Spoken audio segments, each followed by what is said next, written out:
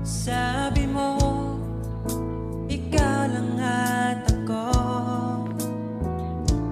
Bakit ang hantungan natin ay kayo?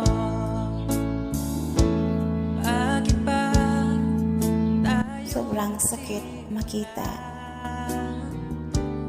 na yung taong minahal mo noon at hanggang ngayon may kapiling ng iba,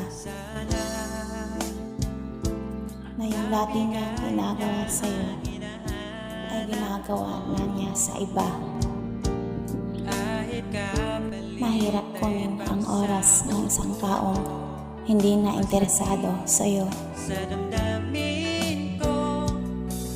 pero mas mahirap ipagsiksikan ang sarili mo sa taong may iba lang gusto.